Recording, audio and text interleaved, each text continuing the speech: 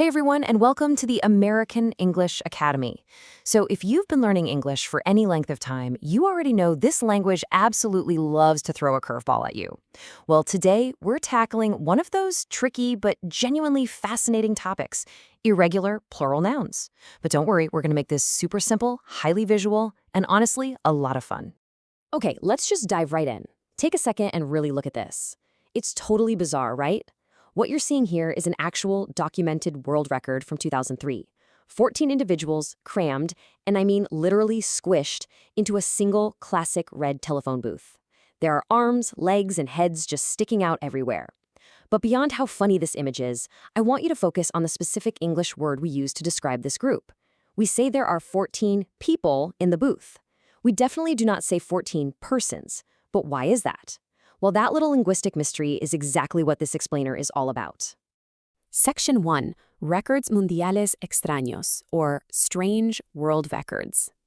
So why world records? Well, honestly, what better way to memorize grammar than by looking at people doing completely ridiculous things?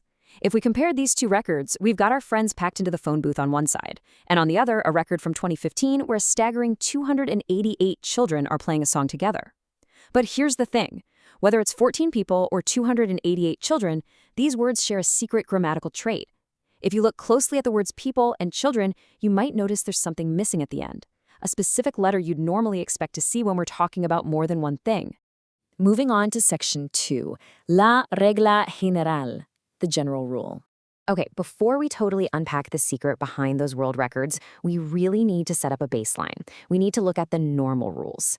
Think about everyday singular nouns, like having just a single bag or a single chair. This is your standard everyday English vocabulary. You can't truly appreciate a rule breaker until you know exactly what rule they're breaking, right? In standard English, the general rule is actually brilliantly simple. If you want to talk about more than one thing, usually you just slap an S or an ES onto the end of the singular word.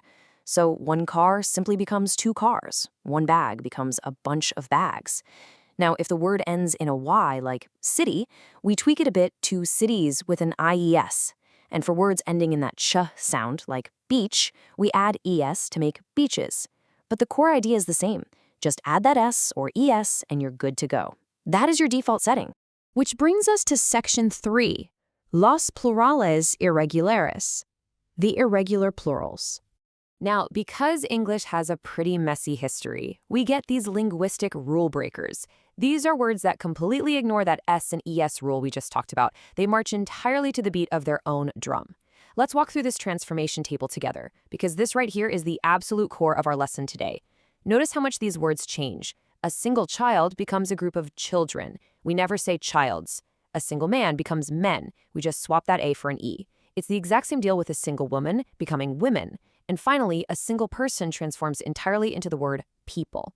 This explains exactly why we say 14 people in a phone booth and not 14 persons. The whole word changes. Let's actually bring this back to our world records theme to see these rule breakers in action. Check out this unbelievable feat from 2014. 27 women squeezing into a tiny mini car.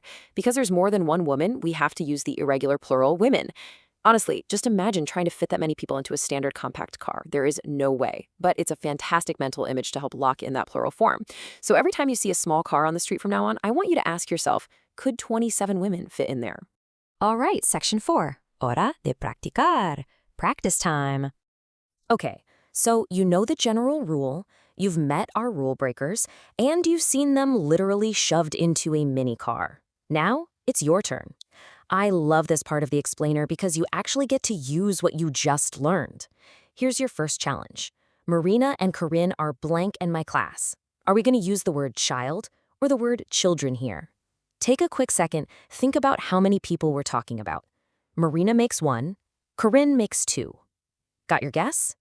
If you said children, you absolutely nailed it. Marina and Corinne are children in my class.